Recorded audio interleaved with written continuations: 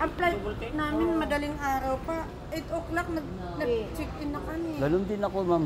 Nung papunta ako dito sa Airport Manila ako natulog. Nung nasa Cagayan de Oro ko nung last time, alas 8 ng gabi, pumasok na ako. Ayan o, reklamo na lang mga may mga senior citizen pa, sinananay. Tapos dito lang sa may semento matutulog.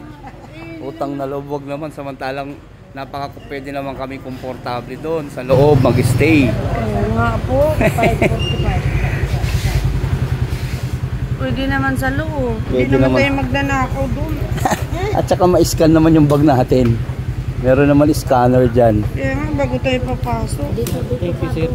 Ay, maglilista na kami. Oo, nilista mo na pa. Nilista na ni tatay. Dali nilista mo na? Okay, thank you. Kayo boss, may flight kayo bukas.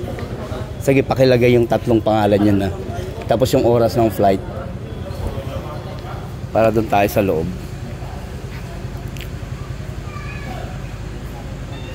Nabuti po, sir, nagreklamo. Oo, hindi pwede yun. Saan ako matutulog dyan? Kawawa naman tayo. Oh, may senior citizen doon sa semento na natutulog. Diyos ko po.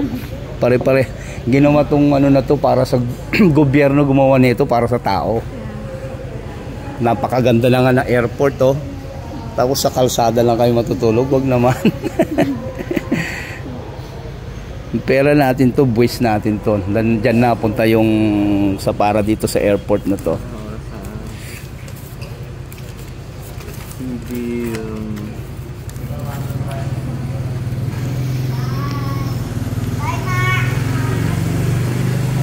ang dami nandiyan sila sa kawawa.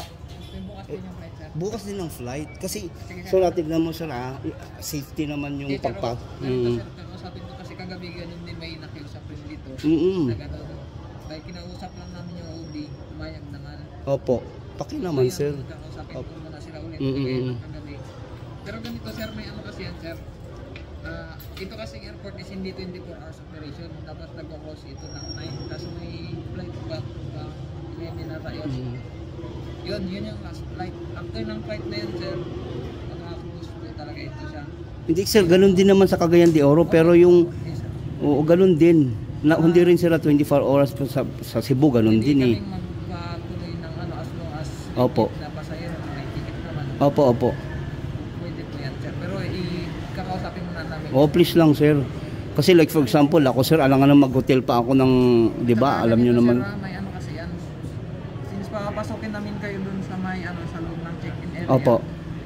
Pag ano kasi mamaya mag-out yan yung mga tao. operator ng screen. Yes sir, opo. Pag nag-out sila, wala na mag-operator at yung x-ray. So hindi na tayo pwedeng bumaba. Oo, doon lang sir, doon lang. Doon na kayo mag-aantay. Oo, yun lang naman sir yung pakiusap namin. Parang sa naiya naman, ganun lang din naman, sa waiting lang din naman sila. Thank you so much sir ah. Thank you.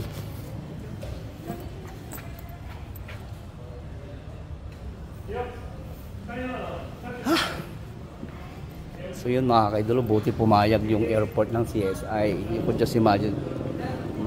Yes sir. Kung kita kayong ibang mga pasahero dun sir, ano nyo, yung mga bukas din yung flight, ano nyo sila parang ipunin nyo ba? Tapos kunin nyo yung mga pangalan. Okay, sir. Kailangan namin. Okay, thank you so much. Submit ko dito. Okay, thank you so much sir ah. Ay, thank you so much. Ito lang mga kaidolo, di ba? Nandito ako ngayon sa airport ng Palawan. Siyempre sa tagal kong nagbibiyahe, ito lang yung katangi-tanging airport na kinabukasan yung flight. Tapos hindi pwedeng pumasok yung mga tulad ko na kinabukasan, hindi pwedeng pumasok sa waiting area. So nagreklamo lang ako dito sa CSI nila at sa in charge dito sa airport. Kasi sabi ng mga kapulisan hindi raw sila 24 hours. So sabi ko, kaganoon din naman sa Cagayan de Oro, ganoon din sa Cebu. Pero sa Metro Manila, 'di ba? Kahit bukas pa ng tanghali ang flight mo, pinapapasok ka. Pero nag-stay ka lang doon sa meron lang yung waiting area na pwede mo pag-stayan na hindi pa tumatanggap yung anong tawag dito, counter. So nagreklamo lang ako. So ngayon pinagbigyan naman tayo ka idolo kasi look at this. So sabi sa akin ng CSI dito sa namumuno dito is kunin ko lang daw yung pangalan lahat ng mga passenger na kinabukasan ng flight na nandito sa kalsada. Papakita ko sa iyo yung itsura nila. So nakakaawa.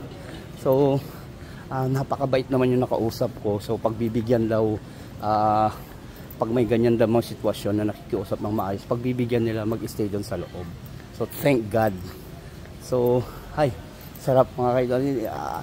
Siyempre, it's very unusual na siyempre bumabiyahe ako tulad sa Metro Manila. Kinabukas ang flight ko, nasa airport na ako ng 9 p.m., 10 p.m., madaling araw pa, 4 a.m. yung flight ko. Pinapapasok tayo, di ba? Doon tayo natutulog. Siyempre, alangan namang, mahirap naman na aalis ka sa bahay ng this oras ng gabi, alanganin, di ba? Yan mga kaidol. So, ito yung mga kasama kong mga passengers. Tignan mo, kawawa sila, sada ng airport. Tapos dito kami sa labas. Diba? Natutulog kami sa simento. So, nakakaawa. Nakakaawa lang tulad ko. Wala naman akong pera para mag-extend, para mag-hotel ulit. So, nakausap ko sila, boss. Paki-ready raw yung pangalan. Papasok daw tayo doon. Ibigay nyo lang daw yung pangalan nyo. Papasok tayo doon.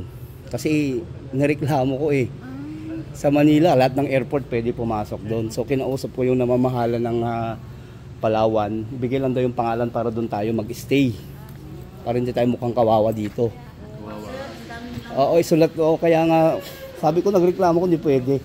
Matagal kong nagpa-flight, pwede naman mag-stay, matulog sa airport So, kunin lang daw yung mga pangalan yun din, papapasukin tayo doon. Pwede tayong matulog doon.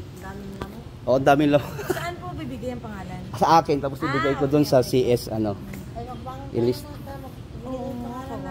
Oo, kawawa tayo. Tulad ko, alangan na mag-hotel pa ako. Magkano hotel? 1,400. Madaling araw din naman ako gigising, di ba? Ilagay lang yung pangalan dito, ma'am. Wala na akong extra papel. Tapos ilagay natin. Ako may papel pero wala akong ballpen. May ballpen. Yun, may ballpen si madam. Ito po, ma'am. Sige, ma'am.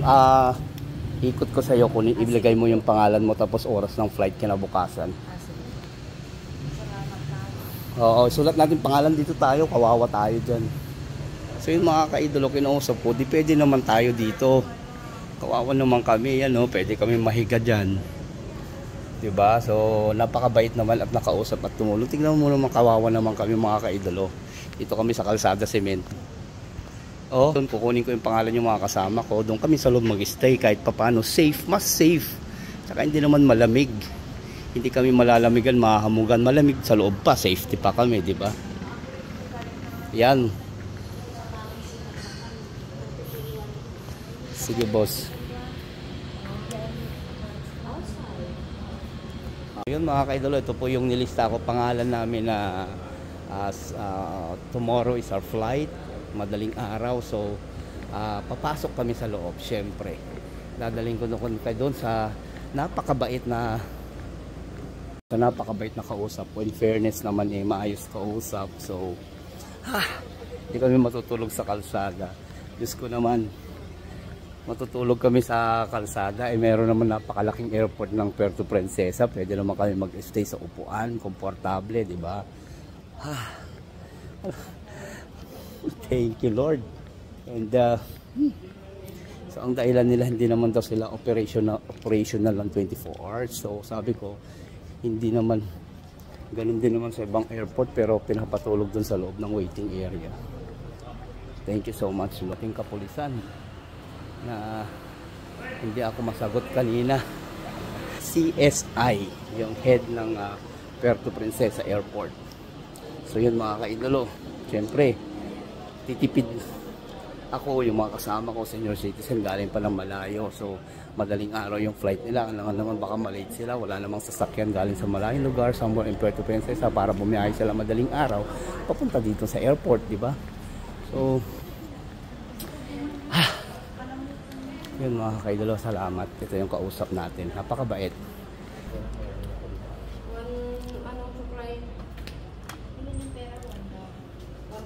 Bali, okay na rin magpahayag na sir yung mamaya sir, pagpasok niyo po doon, kung may bibiling pa man kayo sir, dapat bago po mag-out yung operator na x-ray po, makabalik na kayo Sa loob sir. Okay, sige sir. Kaya yun, pag nakaano na sila, hindi na tayo pwede mag-labas. Okay sir, sige. Doon lang naman kami para komportable. Okay. Magbabalikin sila ng daling araw, alas 4 at meron na rin. Oo, sige, sige. So doon na lang kami mag sa check-in counter. Okay, sige. Thank you so much, sir. Maraming salamat. Bali, ano, May mga senior rin pala, sir, may mga ano kasi andun sa unahan, may mga pinto. Hindi tayo pwede magpunta sa likod ng counter. Okay. Dito lang tayo sa area. Sa may upuan. So, okay. Thank you, sir. Thank you. Thank you, sir. Maraming salamat. Napakabait mo. Yan si boss. Yung kausap natin. Sige, okay lang. Salamat tayo dun sa officer. Nakausap natin ng maayos. Oo nga eh. Masarap-sarap humiga.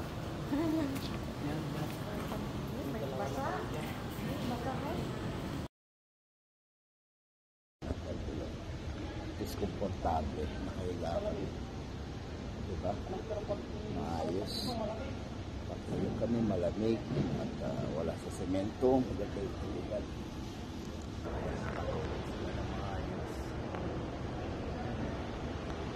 Nakalulog sila, nakahiga yung mga sila ate.